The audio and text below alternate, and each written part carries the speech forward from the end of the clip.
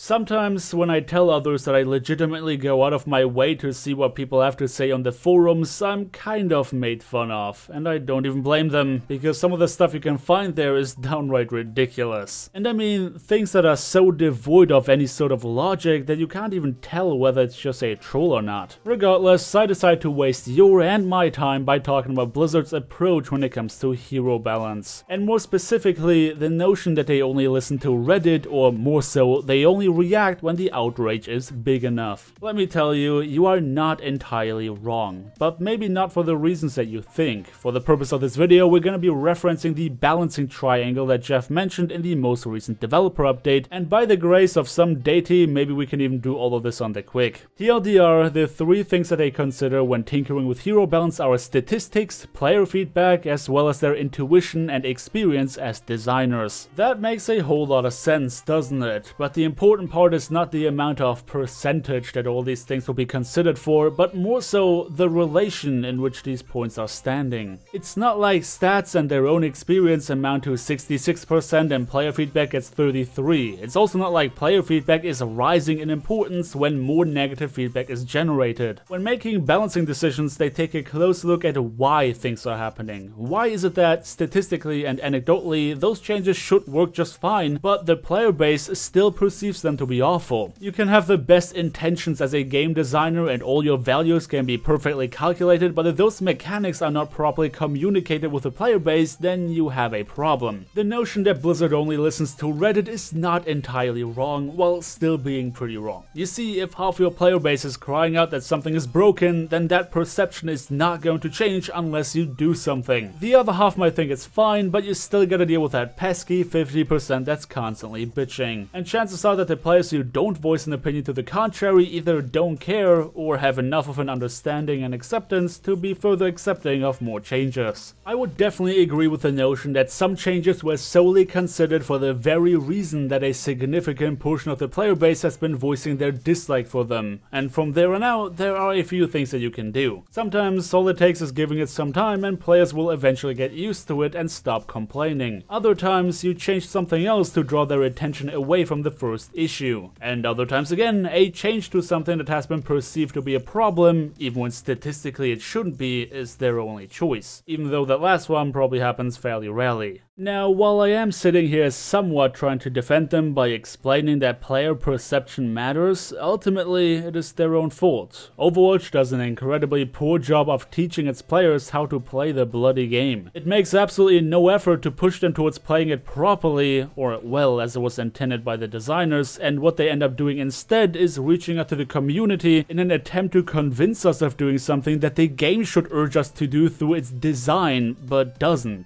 And that is kind of ridiculous. The developers should not have to make a YouTube video in which they tell us that they believe the best way to play Overwatch is by being a flex player and working together. The game, through its design, should urge us to do that. If you believe that this is the right way to play, then how come that the game does such an incredibly poor job of pushing us towards that type of playstyle? Contradicting messages and design flaws aside, let's get back to the core issue. Blizzard does not hate support mains, they don't hate Mercy mains, and they don't try to suck up to DPS players. In fact, many support players were in favor of a Mercy nerf. If you cannot accept that Mercy was way too powerful in the previous state, then I'm sorry, but you are downright delusional, and I highly doubt that anyone can help you. If Blizzard hated Mercy mains, then why would they allow her to be broken for 6 months and absolutely dominate the ladder, quick play as well as pro play? It makes absolutely no sense. If Blizzard hated Mercy, then why would they even bother trying to change her hide and seek for a big res type of playstyle into a role that is more active? Again, it makes no sense. Res is an incredibly powerful ability, and the fact that it lies in the hands of a hero that has almost no mechanical requirements to succeed whatsoever is a massive problem. To allow a hero of such a low skill floor as well as ceiling to dominate the game is nothing short of crazy. Literally every single hero in this game requires positioning and game sense, and on top of that they require experience as well as some type of mechanical skill to shine. Mercy only needs experience. She was meant to be an entry character to ease players into Overwatch, a hero that anyone can pick up to support their team without having to learn an entirely new skill set. Mercy is and always has been a hero that was meant to be easy. You cannot give this character the ability to fundamentally change the face of Overwatch without people pushing against it. But all I'm trying to do here is argue with logic. When it comes to your personal feelings, sure, you have every right to be kinda bummed out, I guess. I too overreacted when they announced that they would rework Lucio. I was saying that he did not need any of that, and I also said that his utility would fundamentally change and that this type of design would never work in an environment that is largely dominated by solo heroes. And look where we are now. Lucio is still perfectly playable. The only reason he was not was because of Mercy, the one hero that would literally put every other support in her shadow. Mercy is still perfectly playable, and when I read things like Mercy players preferring her to be broken rather than have her be boring, then I just stop taking you guys seriously. You can't expect to hold the most powerful ability in video game history in your hands and then also have the ability to cast it without any repercussion or downside of any sort. Resurrection is a mechanic that is supposed to have counterplay to it. Instant reses in a game where player numbers are so incredibly important to win a teamfight just make no sense, and Blizzard seemingly knows that by now. They had 6 months to witness what a Mercy meta was doing to the game, her close to 100% pick rate, her absolutely insane win rate, and the way she was shaping the ladder and pro play just was not healthy for the game. This wasn't a case of maybe we just didn't communicate it properly. This is a case of we messed up and it needs changing. And thank God that they realized this, because the game is so much more fun without Mercy making all of your hard work undone with the press of a button.